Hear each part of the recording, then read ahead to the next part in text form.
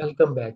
So today in this video lecture, you will learn what are the main factors we consider while selecting DC cable for any solar power plant.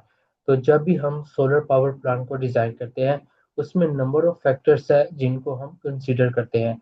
कुछ factors IC standard को follow करते हैं, कुछ factors IEEE को follow करते हैं और इसी तरह कुछ फैक्टर्स ब्रिटिश स्टैंडर्ड को फॉलो करते हैं, कुछ फैक्टर्स दीवा स्टैंडर्ड को फॉलो करते हैं। तो अब वो कौन कौन से फैक्टर्स है जब हम डीसी केबल को सिलेक्ट करते हैं अपने किसी भी सोलर पावर प्लांट के लिए, वो मेरा ऑन ग्रिड है, हाइब्रिड है, तो उसमें कौन कौन से फैक्टर्स को हम कंसीडर करते हैं। तो सबसे पहला फैक्टर जो हम कंसीडर करते हैं वो डीसी केबल का, वो है कंडक्टर। हम कंडक्टर जो है वो कॉपर यूज करते हैं, लेकिन इसके साथ बात आती है इंसुलेशन। अब जो मेरी डीसी केबल है वो कॉपर पीवीसी बाय पीवीसी भी हो सकती है, वो copper XL PE by PVC भी हो सकती है, वो copper XL PO by XL PO भी हो सकती है। अब मुझे कब कौन सी केबल कैसे चूज करनी है। अच्छा, जो कॉपर पीवीसी बाय पीवीसी है वो कंपैरेटिवली लेस एक्सपेंसिव है then copper XL PE by PVC के।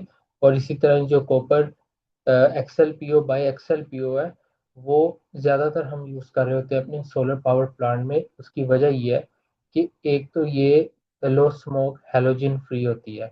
मींस कि जब ये लेट्स सपोज शॉर्ट सर्किट आता है और केबल बर्न, इसकी इंसुलेशन जब बर्न होती है तो इसमें हैलोजेंस जो से है वो उसके फ्यूम्स नहीं एनवायरनमेंट में रिलीज होते, जो कि बहुत ज़्यादा टॉक्सिक होते हैं और इंजीरियस टू हेल्थ होते हैं। अच्छा, अब XL PO by XL PO इसका मतलब ये है कि ये डबल इंसुलेटेड केबल है। अब मेरे पास एक एग्जांपल के तौर पे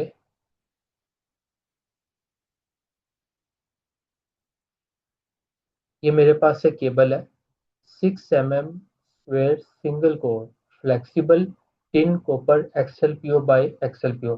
तो आपने इसके साथ लिखा होगा, नजर आ रहा होगा, लो स्मोक हैलोजन फ्री। ठीक है, तो ये एक सोलर पावर प्लांट केबल है। XLPO बाय XLPO का मतलब ये है कि ये डबल इंसुलेटेड केबल है। इसकी जो इंसुलेशन है वो भी XLPO है और इसकी जो शेथ है, जैकेट है, वो भी XLPO का है। अच्छा, XLPE होती है क्रॉस लिंक्ड पॉली इथाइलीन और XLPO होता है क्रॉस लिंक्ड पॉली ओलिफिन। ये इसकी जो टेम्परेचर रेजिस्ट होती है relative to PVC by PVC या XLPE बाय पीवीसी से ज्यादा होती है। और टिन का मतलब है कि इसके कंडक्टर पे टिन की कोटिंग की होती है। ठीक है, टिन की कोटिंग करने का मतलब ये है कि जो रस्टिंग है या कोरिजन है उस अफेक्ट से बचाया जा सके। अब इसमें आप देख रहे होंगे कि जो नॉमिनल साइज है केबल का वो 6 mm स्क्वेयर है। और इसी तरह जो ओवरऑल डायमीटर जिसमें इंसुलेशन भी आ जाती है, कंडक्टर भी आ जाता है और पीवीसी शेथ भी आ जाता है। अब वो XLPO भी हो सकता है in case of XLPO by XLPO, और in case of PVC by PVC वो शायद पीवीसी हो सकता है। और in case of XLPE by PVC भी जो शायद है, जो केबल की जो आउटर जैकेट है वो XLPO हो सकती है in case of XLPO by XLPO। अच्छा, अब डीसी केबल में एक तो इंसुलेशन डिपेंड करती है कि आप इंसुलेशन किस टाइप की चाहिए आपको। पीवीसी बाय पीवीसी चाहिए, XLPE बाय पीवीसी चाहिए, XLPO बाय XLPO चाहिए। सेकंड मोस्ट इम्पोर्टेंट चीज होती है कि आपका जो लोड है वो आपके सोर्स से कितना अवे है। जैसे जैसे डीसी के केस में हम सोर्स से अवे मूव करते जाते हैं along the length of the conductor, तो मेरे पास जो लॉसेस है वो ज़्यादा होते चले जाते हैं, जिसकी वजह से जो पावर है वो source to load efficiently deliver नहीं हो पाती और सिस्टम जो है वो एफिशिएंटली परफॉर्म नहीं करता। अब ये लॉसेस जो है वो बेसिकली कौन से लॉसेस है, ये डीसी लॉसेस है यानी I²R लॉसेस है।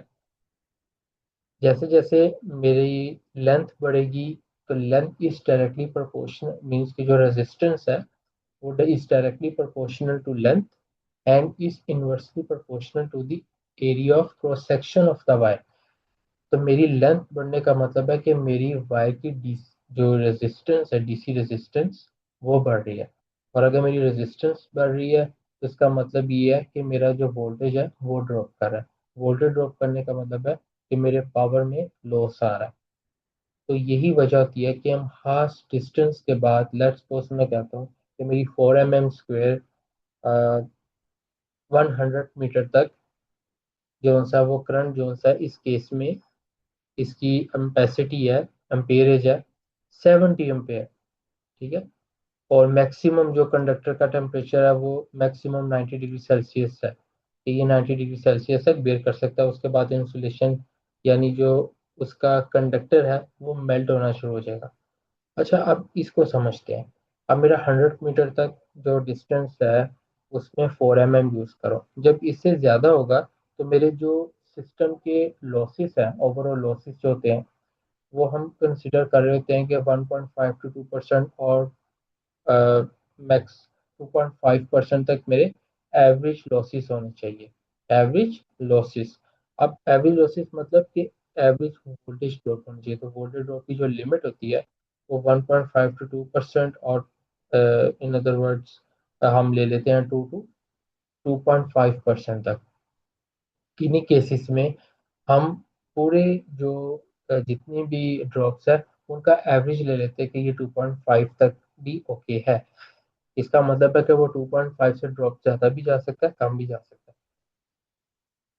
तो एक दूसरी चीज़ हमने देखी कि जैसे जैसे हमारा डिस्टेंस बढ़ता जाएगा, हम सोर्स से अवे मूव करते जाएंगे along the length of the conductor, हमारे वोल्टेज ड्रॉप बढ़ेंगे, हमारा पावर लॉस बढ़ेगा, हमारी जो पावर है वो सोर्स लोड एफिशिएंटली डिलीवर नहीं होगी। तो इसलिए हम फिर 4 mm से 6 mm तक आते हैं। अच्छा, दो चीज़ें जो मेन आप इस वीडियो में सीखेंगे, जो आपकी अंडरस्टैंडिंग डेवलप करेगी। जो वोल्टेज ड्रॉप होता है वो एक कंप्लीट सर्किट पे डिपेंड करता है, यानी कि one complete round trip of the circuit. तो इनकमिंग पाथ मींस के from source to load and from load to source. या हम सोलर सिस्टम में देख लें तो मेरा जो इन्वर्टर है वो एज अ सोर्स है जो पावर प्रोड्यूस कर रहा है। ठीक है। अच्छा, अब बल्कि ये तो खैर एसी के केस में मैं आपको एग्जांपल दूंगा। अब इसका पैनल है, पैनल जो सा वो डीसी करंट यूज कर रहा है, ऑब्वियसली हम इधर डीसी केबल यूज करेंगे। तो अब पैनल एक सोर्स है और मेरा जो लोड क्या है, लोड जो इन्वर्टर तक जाना है, यानी कि इंजेक्टिंग पॉइंट है, यानी जो पैचिंग पॉइंट है, या हम टर्मिनेशन, डीसी टर्मिनेशन भी कह सकते हैं। तो वो जितनी केबल ज्यादा होती जाएगी, मतलब फील्ड में जिस जगह पैनल लगे हुए हैं और जिस जगह मेरा इन्वर्टर है, जितना फासला बढ़ेगा तो फिर हम 4 mm, 6 mm, 10 mm, even 16 mm पे जंप करते जाएंगे वोल्टेज ड्रॉप की बेस में, जो एक कंप्लीट राउंड ट्रिप यानी कि कंप्लीट सर्किट का होगा। इसीलिए हम वोल्टेज ड्रॉप को 2 into लेंथ आई आर लेते हैं, यानी कि बेसिकली मेरी जो लेंथ है उसका मल्टीपल ऑफ 2, यानी source to load and load to source into I R, means के वोल्टेज इसी product of current and resistance. तो करंट जो सा वो बेसिकली जो स्ट्रिंग का फ्लो, स्ट्रिंग में जो फ्लो कर रहा है, यानी कि जो पैनल का करंट है I am P P, current eight maximum power point. और रेजिस्टेंस जो कि वायर की रेजिस्टेंस है। तो ये वोल्टेज ड्रॉप है। और जो कंडक्टर की हम सिलेक्शन करेंगे वो करंट की बेस पे करेंगे कि मेरा लेट्स सपोज अब जो 4 mm है, अगर वो 70 एम्पेयर तक करंट दे रही है, करंट करेंगे एम्बियंट टेम्परेचर, एम्बियंट टेम्परेचर भी मेरा 70 एम्पेयर तक देगी। तो अगर मैं 70 से अबव जाऊंगा तो मैं 6 mm पे जंप करूंगा। हो सकता है यहाँ वोल्टेज ड्रॉप जो है, अगर मेरा 70 mm से बिलो है, मेरा 4 mm है, और अगर वोल्टेज ड्रॉप एक्सीड कर जाता है तो तभी मैं 6 mm यूज करूंगा, इवन दो मैं 70 एम्पेयर से बिलो पे हूँ। तो ये दो मेन चीज़ें थी। इसके अलावा हम जो रेटेड वोल्टेज है वो 1500 वोल्ट्स लेते हैं, लिखे हुए हैं। इसका मतलब है कि मैं अपनी जो स्ट्रिंग की साइज है वो इवन 26 पैनल्स, 27, 28, इवन 29 पैनल्स की भी बना सकता हूँ based on VOC, open circuit voltage. कि जो हम एक string, basically series connected panels को हम स्ट्रिंग कहते हैं, और उसके जो टोटल वोल्टेज होंगे, नेट वोल्टेज, वो 1500 वोल्टेज तक सपोर्ट करेगी।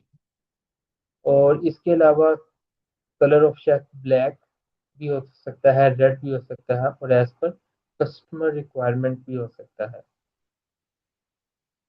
तो ये बेसिकली डीसी केबल के बारे में था कि डीसी केबल में वोल्टेज कंडक्टर की सिलेक्शन कैसे करते हैं, और इसमें डिस्टेंस और लेंथ, रेजिस्टेंस, पावर एफिशिएंसी किस तरीके से डिपेंड करती है। और इंस्टॉलेशन मेथड भी बहुत डिपेंड करता है कि आप किस वे से लेके जा रहे हो। आप ट्रंच में लेके जा रहे हो, आप ओपन एयर में लेके जा रहे हो, आप किसी मीडियम में लेके जा रहे हो, केबल ट्रे में लेके जा रहे हो, पीवीसी कंड्यूट पाइप में लेके जा रहे हो, डायरेक्टली वॉल पे क्लिप करके लेके जा रहे हो, या बरीड करके लेके जा रहे हो। तो ये सारी चीज़ें बेसिकली डिपेंड करती है डीसी के केस में, डीसी केबल को सिलेक्ट करते हुए। तो DC cable basically voltage drop आपको मैंने बता दिया है, करंट की भी बता दिया है। ये प्रैक्टिकल एग्जांपल थी, डाटा शीट को बेस बनाकर मैंने आपसे शेयर की है। और इसमें मेन चीज़ें क्या हो सकती हैं, बस ये चीज़ें थी जो मेनली आपसे मैंने डिस्कस की है। बाकी आपको इससे रेलिवेंट कोई भी इंफॉर्मेशन चाहिए हो, इवन डाटा शीट चाहिए हो, आप मुझे ईमेल कर दें, मैं आपसे शेयर कर दूंगा। और अगर आपका कोई भी इस चीज़ को लेके, वोल्टेज ड्रॉप को लेके है कि अब वोल्टेज ड्रॉप, मैंने अगेन मैं कहूँगा कि कंप्लीट सर्किट की बेस पे हम कंडक्टर की सिलेक्शन करेंगे। और जो 4 mm है, 6 mm है, वो करंट की एम्पेसिटी, उसकी अम्पेरेंज, करंट कैरिंग कैपेसिटी की बेस पे कंडक्टर की सिलेक्शन करेंगे। और फिर इंसुलेशन, जो कि पीवीसी बाय पीवीसी और एक्सएलपीई बाय पीवीसी या एक्सएलपीओ बाय एक्सएलपीओ, तो ये हम बेसिकली यूज़ कर रहे होते हैं केबल्स। और इसमें thanks for watching the video lecture. मेरी जो नेक्स्ट वीडियो लेक्चर है वो एसी केबल्स के बारे में, कि जो पर फेज कितने कंडक्टर्स आते हैं, और 3 कोर या 3.5 जो हाफ न्यूट्रल कंडक्टर की क्या सिग्निफिकेंस है बैलेंस सिस्टम में हम जो यूज़ कर रहे थे 3 फेज 4 वायर सिस्टम में। और फिर अर्थिंग वायर को लेके जाएंगे चलेंगे, जिसका सिंगल पीवीसी इंसुलेटेड होती है। और पैनल टू पैनल जो 2.5 mm, 4, 6, 10 mm, और फिर कंबाइनर बॉक्स में लेट्स सपोज 10 mm आती है, 16 mm आती है, 25, 30, 5 या 50, और फिर बाद में ये बेयर कॉपर कंडक्टर तक। ये सारी चीज़ें नेक्स्ट वीडियो लेक्चर में एसी केबल वीडियो लेक्चर में कवर करेंगे, फिर आर्थिक केबल में करेंगे। Thanks for watching the video lecture.